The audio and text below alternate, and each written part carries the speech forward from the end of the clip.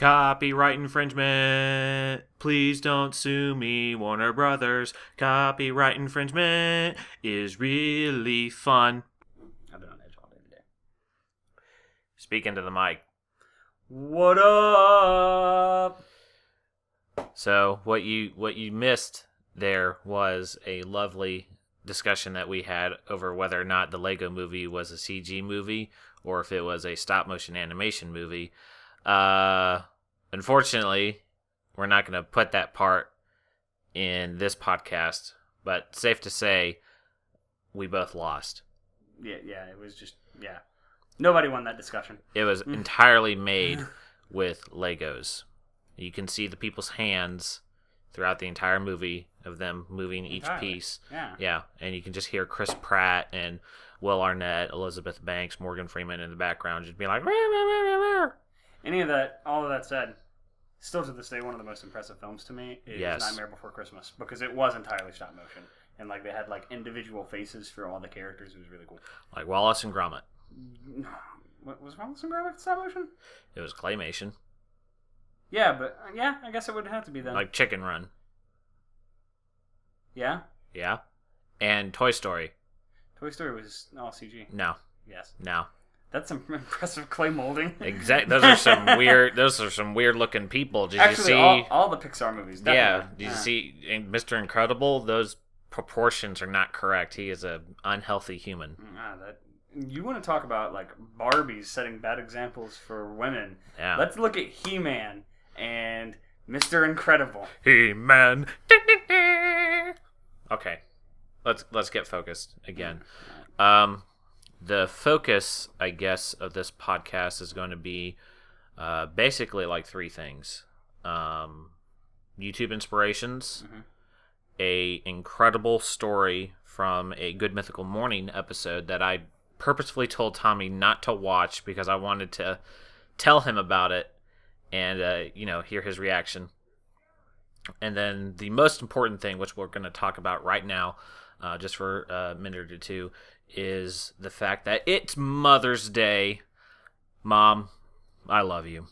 Thank you for carrying me for 9 or so months, for putting up with me as you were giving birth to me, and for feeding me, clothing me, and just all the stuff that that kids do that annoy me, even though I don't have kids. When I'm around small children, I'm just like, oh my gosh, this small human is so obnoxious. I'm sure I was that way to you a lot. In fact, I know for a fact I was. So I'd like to say thank you for putting up with me, even as an adult man-child that I am. I'm still annoying to an extent. So thank you. I love you. I hope you have a great Mother's Day. I actually have two people to say Happy Mother's Day to. There's my birth mother. Her name's Maria, and I was adopted when I was young by my grandparents on my father's side, and so I didn't exactly have the most traditional of upbringings. So my biological mother didn't serve the normal motherly role that most kids would grow up with. But that being said, I would like to wish her a happy Mother's Day, and I hope it's filled with happiness with her and her husband Michael. And I just hope that she has a splendid time. But I was raised by my grandparents for the most part of my childhood, and so I would like to wish my grandmother, who fulfilled the more traditional mother role, a happy Mother's Day as well. And thank you for doing all that they've done for me. Thanks to both of my mothers, I suppose. So happy Mother's Day. Yes. Yeah. Mother's Day. Yeah. Very good. Now that we've gotten that segment finished, let us move on. I've been thinking about a lot lately about what I want to do in the future. You think about those kind of moments when you're in high school, when the counselor talks to you and he's like, where do you see yourself in 5 years? And I've never been able to come up with something satisfactory for myself, because I've just always been kind of the person that goes with the flow, and just didn't really want to have a path set forth for me. Also because I just couldn't really think of anything. I'm good at certain things. I'm not good at other things. But I never could really find anything that I really wanted to focus my energy on. But over the past couple of days and just, it's been a year since I've been out of college, pretty much almost to the day. Graduation was this Thursday. So it's been pretty much a year. But now I think I do, have an idea of like what I want to do. It may not end up being what I do, but it's what I would like to do. And it's something that I'm going to, I'm going to see if I can do it. There's no harm in trying, and I'm going to see if I have what it takes to do what it is that I want to do. And what I want to do is make online video production content stuff. And I've kind of roped Tommy into this. Whoop whoop. Can I interject and say, you said do? Yes, yeah. do. Ha ha. Call of Duty. Yes. Ha ha ha. But yeah, I keep hearing Looper in the background, and he's saying inappropriate things, but hopefully it's not being picked up by the mic. Shh, Looper. I lost my train of thought. Basically, I've been listening to a lot of podcasts from a bunch of people who make online video content, namely people who function on YouTube. I don't necessarily want to be restricted to the YouTube platform, but I understand that is the most popular of those platforms. But I've been mainly listening to Rhett and Link. They have a podcast called Ear Biscuits. They're one of the inspirations for this podcast. And they're one of my, YouTube, quote, inspirations. They have a great series that they do called Good Mythical Morning, which I watch pretty much every morning. It's released Monday through Friday. And they basically, just come up with interesting challenges to do, interesting stories to talk about, kind of like lists, like, oh, look at these 5 amazingly small houses that people actually live in. Or let's eat the world's hottest pepper and see what happens. It's the internet version of Good Morning America and the Today Show, but way better. Much more enjoyable. Much more enjoyable. And it's a lot more compact, too. Like, it's 12 minutes. Yeah, I can do that on Monday morning. Exactly. Because it's pretty much like I wake up, I have my quiet time, and then as I'm eating, I'm usually watching that morning's episode. Or I'm rewatching an old one, because they've been doing it for a really long time. So there's lots of episodes that I'm still discovering. They have, with their podcast, Ear Biscuits, they've been talking to a lot of YouTubers just about like their origin stories, how they started up and everything. And that's really been inspiring to me on how, I want to proceed with this venture that Tommy and I are going to take part in. Indeed. And so, just with that and the podcast that we're doing now, just wanted to talk about those people who inspire us. And definitely for me, Rhett and Link are one of those guys, because of Good Mythical Morning, because of Ear Biscuits, and just the people they've talked to, like one of the co-founders of Reddit, Jenna Marbles, who else am I trying to think of? Freddie Wong, Markiplier, PewDiePie, Tazon Day, just a lot of, they've had about like, I want to say 60 episodes, and that's one every week. And they've pretty much hit all of the main the big name YouTube people that pretty much everyone knows. Not necessarily people that I follow and subscribe to, but a number of them I am. So I've just enjoyed listening to how they got started and how they ended up on YouTube. And one of those common themes that they've always brought up was, just doing it. And so I'm gonna just do it. I'm gonna put on my Nike hat and just do it. By the way, Nike, if you're looking for young sponsors, I still need to get that boat with some women on it. Take over the Fiji Islands. No, we're buying the Fiji Islands. Remember? I'm taking over the Fiji Islands. Okay. Force AK-47s. Oh, okay. So you need the money to buy the army. I'm not going to buy the army. I'm going to be the army. Oh, okay. I've been watching Schwarzenegger as well, so I'm going to do that. Yeah. Go ahead. Why don't you talk about one of your inspirations? I think we can trade off. Yeah. So I've talked about Rhett and Link. You take over. I'll save my favorite for last. But one of the ones that I would like to talk about is Scott Bradley. Scott Bradley Loves You is a channel that's on YouTube. It's a unique channel. It hasn't necessarily inspired me in the sense of like, oh, I follow this person and I think that everything he does is amazing and I think his ideas are amazing or anything like that.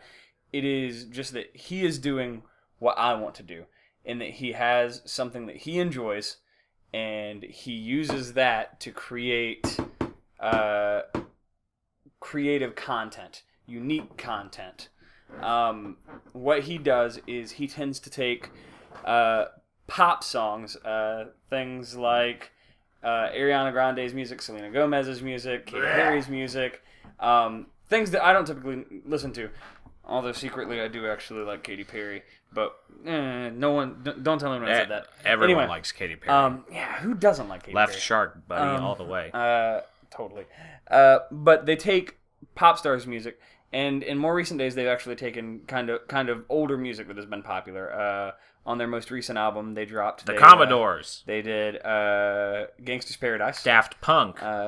They actually have done Daft Punk. They did "Get Lucky" as an Irish pub song, and it's really good. But they take these songs and they remake them into older versions of music. So they did Pompeii's in a 60s lounge style. They do a lot of swing music. They do a lot of smooth jazz, a lot of soul, that kind of thing.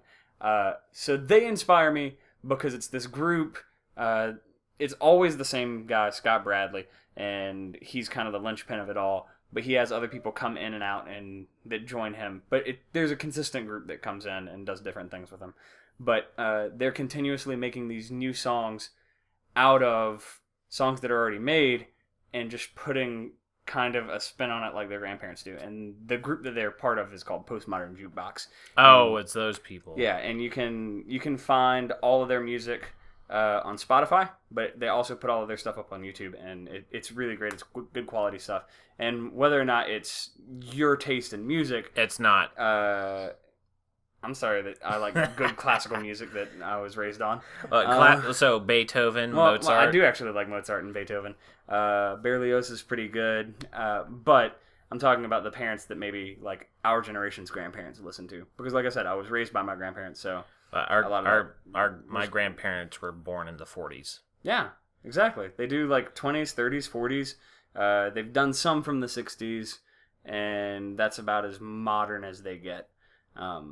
But it's really cool. They even have some line dancing in there, so if you're a country music fan or anything like that, they've got something for you there too. Yeehaw!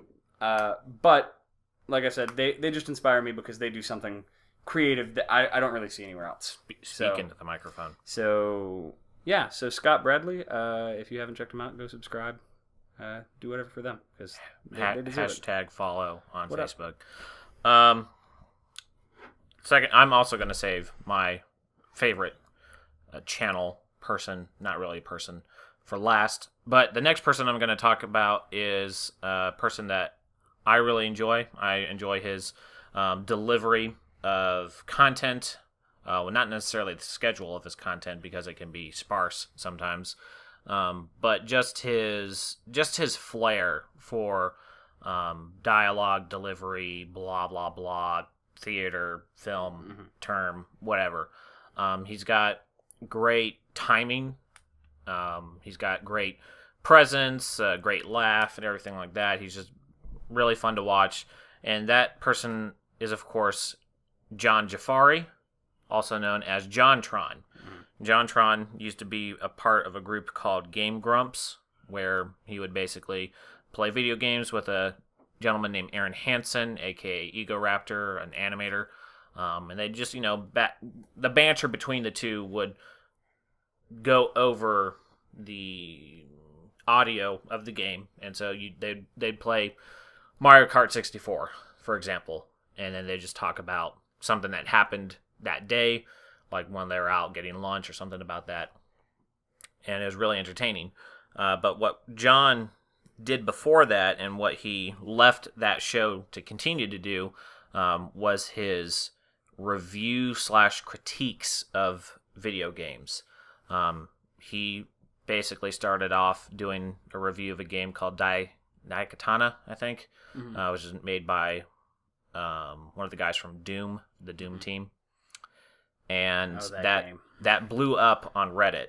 And so one thing I've learned, one thing that Jamie Costa has learned, shout out to Jamie Costa if you're listening, is that if you make it on Reddit, if you make it to the front page of just Reddit period or the one of the subreddits on Reddit, then you can you can blow up and you can have a YouTube career after that, because it just kind of, that's a really good jump start. You know, if it's good, your video has to be good. If it's bad, it's going to perform bad, you know. So that's how he got started. And then ever since then, that was probably like 2011, 2012. You know, he's got, moved to New York, got all these sponsorship deals, whatnot. But he's still doing what he did, you know, just one day randomly for fun. Was just reviewing games, telling you why they're bad, showing you why they're bad, and then also explaining in certain circumstances why he still loves the game. And then sometimes he'll even talk about like the history of the game, if it has like sequels or remakes or everything, you know, like that. Joe and Mac, Bubsy, so on. And then he sometimes picks specific games, be like, hey, I'm going to just play a bunch of Barbie games and see if any of them are good.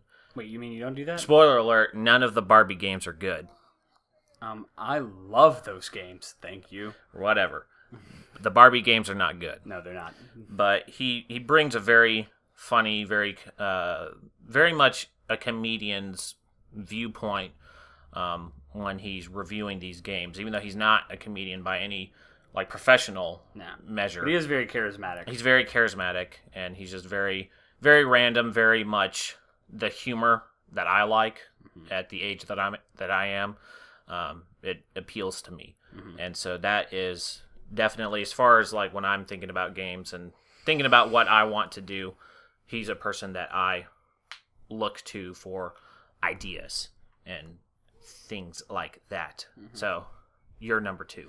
My number 2 would be another group. You talked about Rhett and Link, a duo. Mine's another duo. From North Carolina. Yours is from North Carolina. Yes, Rhett and Link. Not too far away. Yeah. About 4 hours. Yeah. Kind of makes me take pride in the South, actually, because they're from the South. So yes, we're not all illiterate morons. Except they live in LA now. Well, they're still Southerners. Yes. Anyway, my number 2 is also a duo. The Fine Bros. I'm sure a lot of you have heard about those guys. They're the ones that are behind the YouTubers React, the Teens React, the Elders React. Is there another one? They do Kids React. Oh yeah, Kids React. That was the first one, because that's the one that got started. But I feel like Teens and Elders has kind of taken off and done their bread and butter now, I guess you'd say. But I enjoy them because of what they do. They find these like massive just powerhouses within our culture, whether it be in video games and music and movies, whatever, just like milestones in culture, and have people from different generations and different demographics react to it and just allow them to give us our genuine reaction. So some of the episodes are elders reacting to things that are more modern. So I think one of the recent ones was Mortal Kombat X. Yes. They've reacted to PewDiePie before. They've reacted to other YouTubers. And Oculus Rift. The Oculus Rift. And so it's things that older people, like our grandparents' generation maybe, and maybe our parents' generation too on the tail end. To an extent. But things that they didn't necessarily grow up with, or things that are kind of out of their depth. And then the inverse of that is what they did with kids and teens, where they had them react to really old things. I remember one episode was like kids reacting to really old computers. Yeah. Like computers from the 80s, I think. Like ones that you'd have to like when you use the command prompt in computers today, like when that was the interaction with the computer, DOS, when you had to actually use DOS, the to DOS talk to discs the computer. or whatever. Yeah, you had to type in the command, like, oh, command does not, follow, whatever. And they do Teens React. Typically with Teens React, I've noticed they do a lot of cultural stuff with them. What was it? The most recent one was Jinko Jeans, which was something popular in the 90s, but like 80s fashion, the first Nintendo, stuff like that. And for me, it's a toss-up between my favorite being Teens and Elders React, just because I love old people. And some of the Elders reactions are just great because you don't expect them. But they're great, I think, because a lot of times, it's silly and it's goofy, but I think that it captures kind of the heart of the people. A snapshot. You see where our world is and kind of where our culture is. And they don't always have people that have the most popular opinions. But, they're respected and they're shown and they're given their time to say things. And I think that that's important. Whether or not we agree with someone, I think that they have the right to speak and say what they want. And I think that the Fine Bros do a really good job of doing that and kind of getting that word out there. And also it's just entertaining as all get out. The Fine Bros are doing a good job. They inspire me just because of the fact that they're honest and they're real and they're just genuine. And I kind of want to strive to do that same kind of thing. Basically, what we're saying is that we want to start a South Carolina React series. No, not at all. Greenville Reacts. Maybe. Yes. We're going to happen. NGU Reacts. NGU Reacts. Oh, my goodness. No, let's not do that. No. All right, so... A student was outraged today when another student exposed his shoulders. Whoa! No, that would be Bob Jones Reacts. Well, yeah, that's true. Okay, so best for last for me. It's going to be none other than basically the company that started it all, Rooster Teeth. Now, when I say it started it all, I'm referring to the idea of a company making a living off of video games. Now, what did Rooster Teeth do to get to the point that they are today? Well, it was basically 4 guys who knew each other from college and from work. Bernie Burns, Matt Hullum, Gus Sorolla, and Jeff Ramsey. They knew each other from various points, and then they got together and say, hey, there's this really awesome game called Halo Combat Evolved on the Xbox. Let's make a show inside of the game. And they were one of the first pioneers of a form of media that is very well known today within people our age called, machinima. They did not coin that term, but that's the best describer for what it is. It's using a game engine, game assets, just the world of the video game, and making a show out of it. And so they had a show that they still run today, 12 years later, called Red versus Blue. Oh, man. Which is, just 2 teams of idiots who are, for the most part, stuck in a box canyon. They have bases on one side, and they just, live. They live. They sometimes, go over to the other person's base or whatever, and shenanigans, so on and so forth. Very entertaining. Raging idiocy. Raging idiocy. So basically, it's a pretty accurate snapshot of any Halo versus match, actually. Pretty much. Yeah. Pretty much. I highly recommend it. But just to kind of put it in perspective, because it just boggles my mind, even though I've seen all these amazing things happen, like Google Glass, just the fact that this phone that I'm holding in my hand right now, it's got essentially the collected knowledge of the world is within my fingertips. It's more powerful than the computer that put us on the moon. And, yes. And we use it to look at cat videos on the internet while we take poops. Well, I don't know how you spend your free time, but yes, okay. What they did is, in my mind, just as amazing. 4 schmucks from Texas worked out of a guy's room, Bernie's room, his spare bedroom, made this show, and then 12 years later have a company with about, I think, 50 employees. They have these huge deals with Microsoft because Halo is a Microsoft product. A bunch of other companies that do like sponsorship deals, so on and so forth. They were recently acquired by a very large corporation called Fullscreen, which is just a video production company. So match made in heaven. They started a Indiegogo campaign. Indiegogo is a website that pretty much functions just like Twitter, or not Twitter, like Kickstarter. Pretty much the same thing last year. And they asked for, I'll say, it was a couple $100,000. I can't remember the exact amount, to make a live action movie. Because they've done a lot of video, live action skits over the years. But their dream, the four main guys, their dream was to actually make a live action movie, full-fledged live action movie, release it in theaters. I think to an extent, DVDs, Blu-rays at the very least. They ended up getting $2 million from fans. That's the power of the internet right there. Power of the internet just basically blew past what they had wanted and had asked for. And so they, pledged, say, anything that we get extra, which is a lot, we're just going to use it to make the movie better. So they've already released trailers for it. It looks really cool. It's called Laser Team. So little plug for you guys. Go check it out when it's available. And then they're doing a podcast too. They've been doing it for a long time. Which is one of the inspirations. Well, it started off as the Drunk Tank podcast, but then they rebranded it to the Rooster Teeth podcast. And then they've had consolidate, and then they have other podcasts that they do on the side. Again, to put this in perspective, just on their YouTube page, they have over 8 million subscribers. Now, if each of those subscribers contributed $1 to their Indiegogo campaign, that would have been $8 million. 50 cents, if they contributed 50 cents, it'd be $4 million. But here's the thing.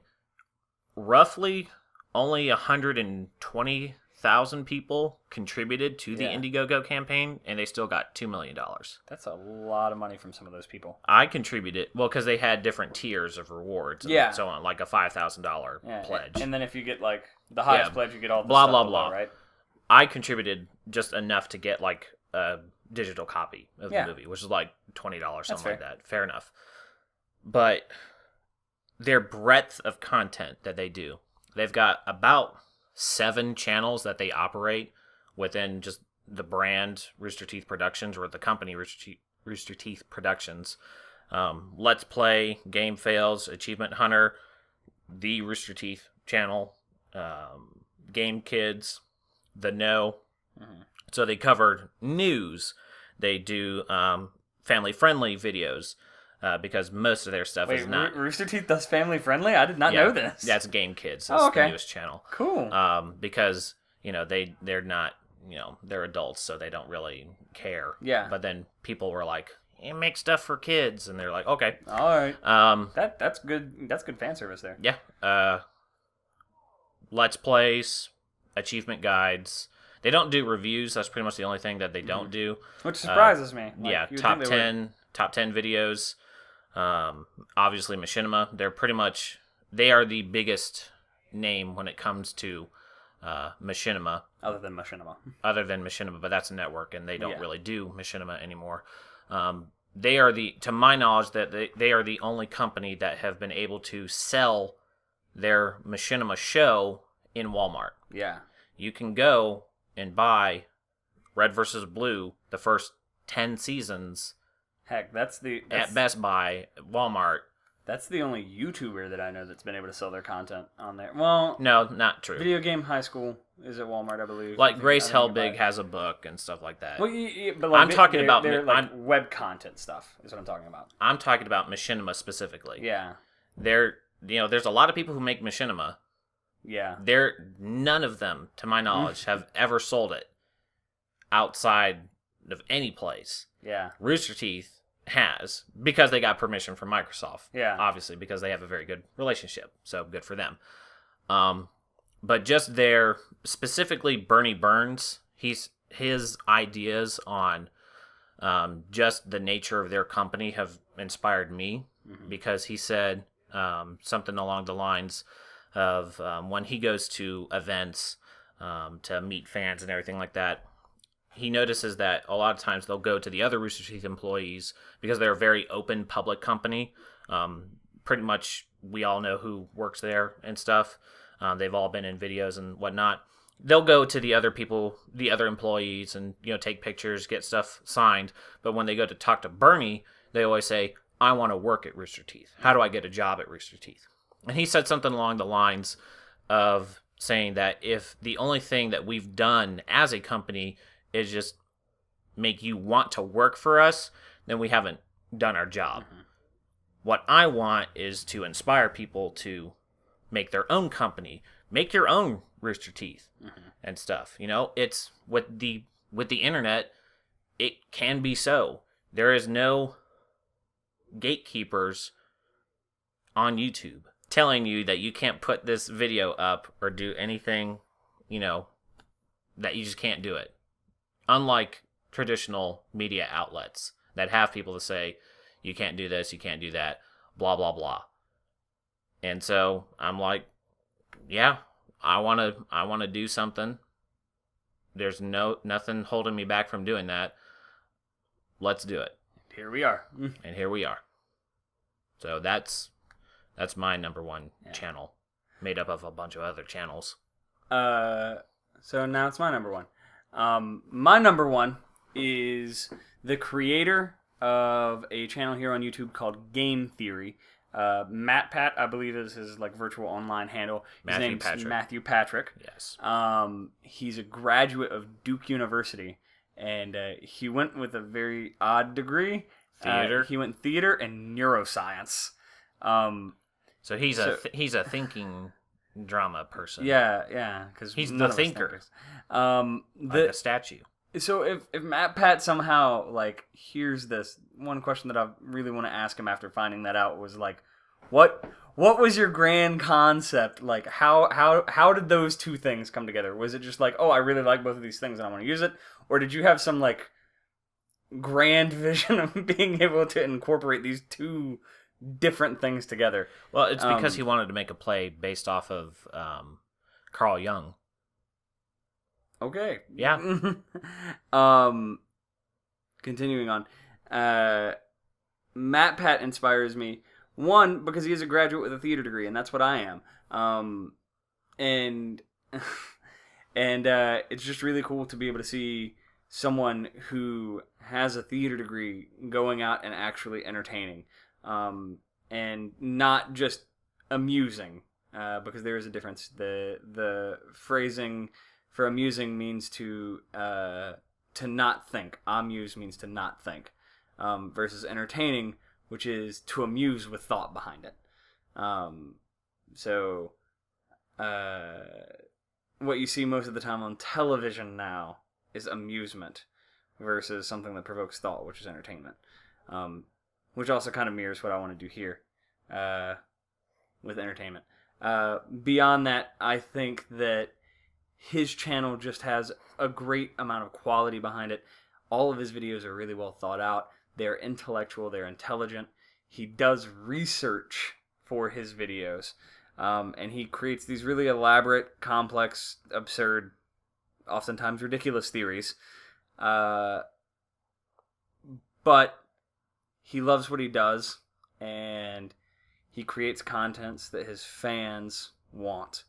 And he's just really inspiring as a practitioner of theater. He's kind of developed this personality online, and he is what he is. And it's just amazing to see someone who is an artist like me be so successful. And his content's amazing, and huge fan. You should definitely subscribe him. Subscribe him? Yeah, subscribe his videos. Yes. I just want to point out something as a caveat, because I was flipping through my phone, and I saw a headline for a video called "Quadcopter Drone Successfully Piloted by Digital Bee Brain." So I'm gonna watch this video later, but the headline basically tells me that people mapped out a bee's brain onto a computer, Ran a simulation.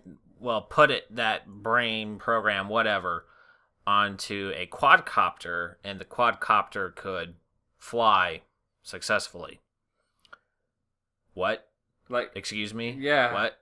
Okay. So the quadcopters, they're like the little Amazon drone things, right? Yes. Like, what is not a thing yet. Yeah, but it's coming. But that's the concept. Yes. Your dog's going to get smushed by a package from Amazon. It's like, boy, am I glad I bought these 50-pound dumbbells. Oh, darn. That was morbid. Yeah. But moving on. Last topic for the day. Let me open up Word real quick. Word.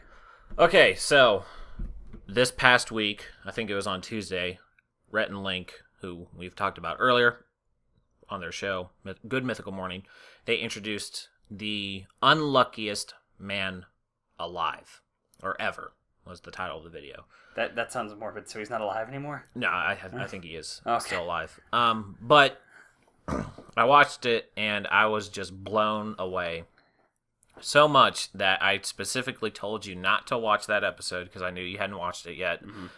And I wanted to bring it up here. Okay. I don't want to do this like every week. Yeah. Where we rehash Rhett and Someone Link. else's stuff, yeah. But this was just, it blew my mind so much that we're going to make an exception. Yeah.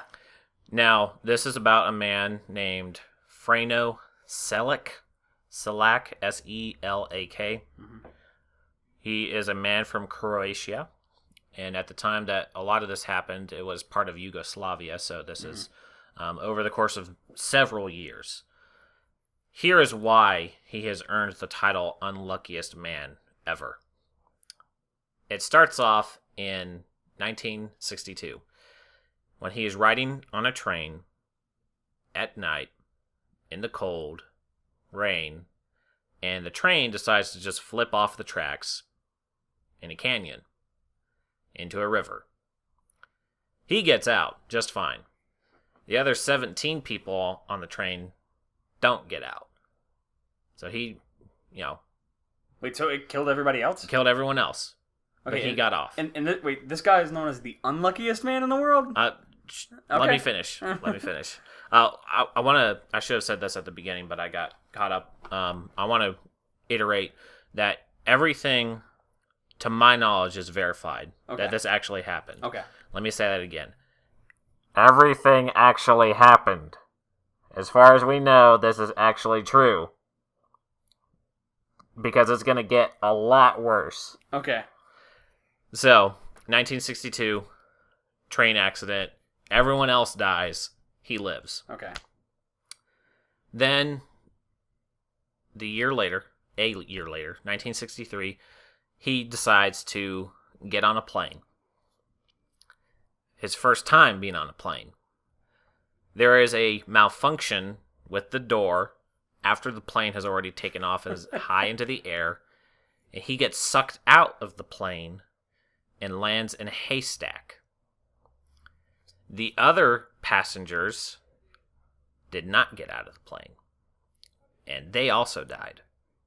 Okay, at this point, I'm going to be honest. If I were him, I would just be like, you know what? I'm done with public transportation now. I'll either drive myself or I'm walking.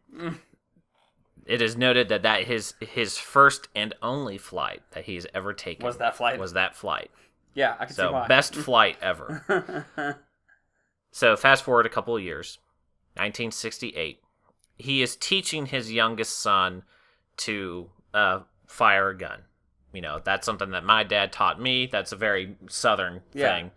I understand what's happening here. Mm-hmm. Things happen. The safety is not on the gun. Because of course it's not. And he basically manages to shoot himself in the testicles. So the dad shoots himself. It's not very clear. Or the son shoots his dad. I'm he thinking ends up being shot. He ends up being shot. I think maybe the gun fell out of the kid's hand or something like that. It like hit the ground and then shot off because that can happen. And so he ended up like Lance Armstrong, just with one left. So bummer for him. You know, all the guys who are listening to this, you know, yeah. So that. Well, at least again, he already had the son before another that. tick on the board. Yeah. 1970, so 2 years later, he's driving along because he can't fly and he doesn't take trains. And he hasn't tried out boats yet. But he's driving along and the car just decides to burst into flames. Like as he's driving. As he's driving, it just bursts into flames. You see, this is the reason that people are what's the thing called, agoraphobic? Agoraphobic. Like yes, they don't go outside. This guy is the reason why. If you've ever seen the music video for YOLO by The Lonely Island, this is basically him because the point of YOLO is to I'm going to be reckless because I only live once. But Lonely Island did something smart by doing the opposite of you shouldn't be reckless because you only live once. And they go super paranoid. Couple years later, 3 years later, he's driving along in another car. Oh my gosh. Unbeknownst to him, the engine has been doused with oil from a malfunctioning fuel pump. He decides, it's hot in here. I'm going to turn on the air conditioning. He wanted cold air. What he got was flames. Singed his hair off. Manages to get out. His car was a flamethrower for a few brief seconds. Tried to kill him. Again, transportation is not his strong suit. His hair is completely singed. Everything else, probably eyebrows, so on. Yeah. So that happened in 1970. Fast forward to 1995, so 25 years later. Yeah. He's walking along because obviously he doesn't trust cars anymore at this point. Nope. Doesn't trust any form of transportation. Actually, no, he was driving in another car that was not blowing fire on his face. Or out of itself. Out of itself, yeah. He gets hit by a bus. No, wait, I'm getting those two reports confused. My bad. Okay. He was walking along he did get run over by a bus. Ooh. This next story is again when he's in a car. 1995, so he's, older at this point, starting to get there. Gets run over by a bus. Just walking along. The next incident, a year later, he almost crashed into a United Nations truck because at this point Yugoslavia did not exist anymore, and so there was the whole Bosnia, Serbia kind of thing that happened in the mid to late 90s. So he almost runs into a UN truck, does not, but does break through the guardrail and goes into a 300-foot gorge. Now you'd think that's it. Game over. Yeah. Game over, man. Game over. You're done. But he decides, hey, I better jump out. So wait, he jumps out of the car as it's falling? I guess. He gets out Man somehow, grabs a tree, and lives. Wait, one of the trees hanging off the cliff, like action movie trees? I'm left to assume that that's what it is. Yeah. Like in my mind, that's what happened. Or as the car's just about to hit the ground, he grabs a tree or something. Somehow he gets out. And he didn't look at the explosion because he's a cool guy. Because he's a cool guy. Well, I guess, I don't know. I'm not sure how you would not see the explosion. Because if you get out of the car's going to fall in front of you, not behind you. Look up. Okay. But it's still not behind you. Whatever. We digress. So, 2003, couple years again of just relative peace. Nothing's happened at this point. He decides, you know what? I'm sick of my dumb luck of having bad things happen to me, but just walking away from it. You know, I would not be surprised at some point he's just like, no, just kill me. You know, just end it all. Just, man, I hope this is the last one because I've almost died like 8 times, getting kind of old. Mm-hmm. He goes into, I can only assume a gas station or something, buys a lotto ticket and wins $1 million. All right. So he's 73 at this point. This is like 2 days after his 73rd birthday. It's like, maybe my luck will change. And it did. He won $1 million. He got married for the 5th time. He got a boat. He got some houses. And then in 2010, he donated the rest of his wealth to his family because he wanted to live frugal. And that's the last that we've heard of him. He hasn't been run over by a plane. He hasn't been struck by lightning. He hasn't been bitten by a mutant spider or anything like that. He's just living peacefully in, I was going to say Bosnia, in Croatia, just counting down the days to the next incident. Okay. So this guy's title is the unluckiest man alive.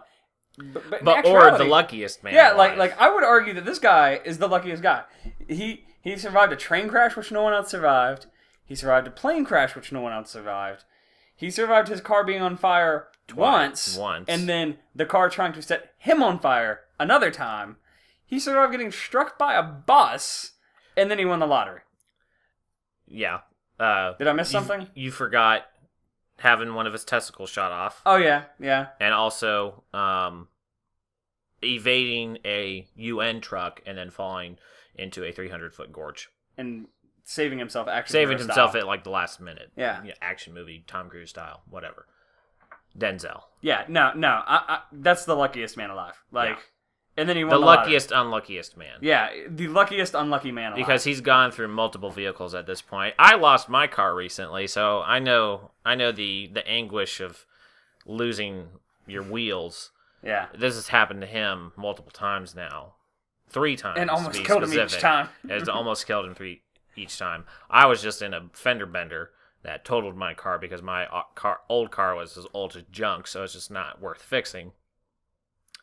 His cars just blew up, basically. You see, I feel like my reaction to this, the first few times that this kind of stuff happened, I would be terrified. But then after a while, it'd just be like, you know what? After a while, it'd just be like, you know what? Let's get this over with. Let's be nothing would scare you anymore. Oh, look, my car's on fire. No, well, I'll stop, drop, and roll. Okay, well, all right, everything's here. I'm good. Let's continue on to Walmart now. See, I would take it. Well, I don't know. If I noticed it and I was like, hey, I'm almost dying multiple times, I'm going to be more cautious. Mm-hmm. I think by being cautious, something bad would happen and then it would kill me. I'd become an agoraphobic. I'd lock myself in my house and then something happens in the house. And that's what would kill you. An appliance, like the washing machine kills me or something like that. It rips my head off. Oh, yeah. As washing machines tend to do. And then that's what would kill me. But if I pretended that nothing was happening, and I'm just gonna, hey, this sign says warning, landmines, I'm just gonna walk through. And you'll be fine. I'll be fine. Yeah. Nothing's gonna happen. I feel like this is Final Destination. And no, that's what Rhett Link said. That's what this guy is living. Yeah. He got off of a plane before it was supposed to go. Everybody died on that. He had a weird vision, and then the spirit of death has been trying to catch up with him ever since. And he made a deal with the devil. Something's going on, or a deal with death, to be more specific. Yeah, it's uncanny. Stan Lee would love this man. Yeah, this is right up his alley. A series of very fortunate events. Exactly. Caveat. My family is big fans of Lemony Snicket's A Series of Unfortunate Events. I imagine they were going to make it into a series, but they only just made one movie. If you love Jim Carrey, it is one of his best performances ever. It's just a good movie. And it's just all around a great movie. Isn't Netflix picking that up? Netflix is making a show out of it. Do we know anything about that yet? Nothing. Just the fact that they said, we're going to make a show about it. Okay. Pretty much, if you have an idea for a show now, and ABC doesn't want to do it, NBC doesn't want to do it, Fox doesn't want to do it, HBO doesn't want to do it, and HBO does everything, go to Netflix. If you want to make a superhero show, go for it. If you want to make a show about the White House, go for it. If you want to make a show about a woman who was raised in a doomsday cult and then moves to New York, do it. That's called Unbreakable Kimmy Schmidt. I've heard it's really good. Yeah, it's phenomenal. So, yeah, Lemony Snicket's, of all the things, it's just random. It's random, but it makes sense because I would consider, I don't know this for a fact, because some movies are cult classics. Like A Knight's Tale is a cult classic because it's just a great movie. I have to imagine that Lemony Snicket's is a cult classic. I don't know if the film is, but I definitely think the books are. The books have a huge following. Because there's multiple books. Yeah. Which is why you would think that there would have been sequels at this point. Yeah. But there weren't. And now, okay, we've got Lemony Snicket's, Unbreakable Kimmy Schmidt, House of Cards, Daredevil, a bunch of other Marvel shows are going to pop up.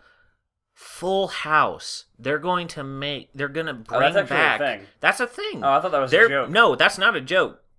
John Stamos, Uncle Jesse, because I didn't watch Full House. The theme song is horrendous to me. That just put me off the show by itself. It was the theme song. The saxophone, I hate the saxophone as an instrument. It is my least favorite instrument of anything. And it's because of that theme song that I hate it. Because it's so obnoxious. But anyway, he went on to Kimmel, Fallon, Letterman, who knows? They're all the same. And he said, we're bringing the band back together. Cool. Yeah. Same with X-Files, too. And Arrested Development. Even though Arrested Development already did that. Yeah, they had a season already, haven't they? They already did on Netflix. But apparently they're doing it again. Wait, wasn't this supposed to be the... Okay, yeah, whatever. It was supposed to be the last one. All right, whatever. But hey, cha-ching. Yep. Money. Money talks. Dollar bills, y'all. Isn't that a segment on Written Link? No. Well, they did do a lot of sponsorship deal with Gillette, I think. Where the Dollar Shave Club. Yeah. So they tried to find other That's a pretty deals. Good deal. Yeah. Looper actually has it. Oh, really? There's a sponsorship. Again, if this doesn't interest you, please, turn off, whatever. But this is one of the sponsorships that I've heard a lot through the various podcasts that I listen to that I actually want to try, called MeUndies.com. MeUndies is supposed to be the most comfortable underwear ever. And you basically can get a free pair to keep if you do it right. Okay. Rhett and Link do it. Rooster Teeth does it, and they all swear by it. You need to the point, yes, to the point that they said that they threw out all of their old underwear because this was just better. They don't have boxers, but they do have boxer briefs and briefs, tidy whities, Walter whities, and if you're a female, they do have women's underwear as well. Okay. They do not have Baba's invisible panties though. It's not worth it. Unfortunately. We're out. Can't do it unless that gets greenlit. Yeah, we'll bring it back. If we do get if we get some dollar bills, y'all coming in after this, we will jumpstart. We'll make our own site. We'll call it Jumpstart, and then we will put Baba's invisible panties on there. Yeah. But we'll make some for men because that was sexist what they did. Yeah. And only make it for I'm women. Offended. I want invisible underwear too. What we'll do is we'll have multiple other things on Jumpstart, but when people donate to those things, it secretly funnels it back to the Babas. And we get a fat load of money. And then we use that to not actually make the Babas. We cash in. We make the army and go take over Fiji. No, we become the army. We Commando or Tango and Cash. We got it. Whatever duo. Turner and Hooch. You can be Hooch. I'll be Tom Hanks. Wait, Hooch is the dog? Yeah, Hooch is the dog. I'll be Tom Hanks. We'll go cast away ourselves onto Fiji. Oops, I hit the mic. And then, pina coladas all day, every day. That's of the many drinks that I want to have now that I'm of drinking age. Pina coladas? I would like to at least say I've had a pina colada so that I can tell the guy who sings that song, no, I don't like pina coladas. Or yes, I do. Or yes, I do like pina coladas. I prefer margaritas, but, you know. Okay. Well, you can, Jimmy Buffett. Mm-hmm. You and him can be Margaritaville. friends. Yep. All right. I think it's about time to wrap it up. It's getting close to that 1 hour mark. Yeah. Any final thoughts? All of the YouTubers that we talked about today, I would highly recommend going and checking out the channels, subscribing to all of them. And yes, most of them are already like hugely famous and hugely popular. Mm-hmm. But they deserve it. They work very hard. They have quality product. So I'd say go and do that. Like, subscribe, and comment on their stuff because they definitely deserve it. And I guess if we're good enough, you can do that to us too. Yeah. Well, what I would want is for anyone who's listening to share this with their friends. Mm-hmm. You know, just get the word out. Say, hey, our friends are doing this thing. Also comment. You know, we want to take your suggestions for, you know, topics to talk about. And just, you know, your criticisms about like the audio quality. I know that's something that I'm criticizing myself about. I would like to get a new microphone, get a video camera so that we can turn this into a video podcast. Because right now I'm just in my underwear. I'm just going to be honest. And if we turned this into a video podcast, I couldn't do that anymore. Don't make me sit with Tyler in his underwear anymore. Yes. What you look like you're in your underwear. Those shorts look like underwear. I'm in. Like, I know they're shorts. Yeah, I know they're shorts, but when I stylish. looked down, it looked like boxers for a second. All right. You know, I often look down at your pants to see what you're wearing. Yeah, we got that kind of relationship. Anyway, the last thing that I would like to say. Mutually exclusive. The last thing that I would like to say is, again, just reiterating Happy Mother's Day for me to Maria, my biological mother, and Jane Holcomb, my grandmother who did a lot of the raising. Happy Mother's Day to both of them. I love both of you, and I hope you are having wonderful lives. Yes, and I'd like to say, again, special mention to my mom, Cindy. I hope you have a great Mother's Day. I love you very much as well. And also to just, you know, the other moms in my extended family, Aunt Pam, Aunt Karen, Aunt Carol, Grandma, Granny, Katie now, my cousin, she's got a kid now, Crystal. Hope you guys, I really hope I didn't forget anyone. Yeah, that's like gonna be like real second awkward. cousins and stuff. That's like why that. I kept it simple, man. Yeah, I had to top yours, and now I'm afraid that I forgot someone. Yeah. No, I think I'm. You're gonna get an angry phone call. I'm pretty sure I got like everyone. an hour or so. I can put them on speed dial or not speed dial. Put them on voice message. I'll deal with it. I'll deal with it later. Click. Thanks for listening, guys. Thanks for listening. I love you. Me too. I love you more.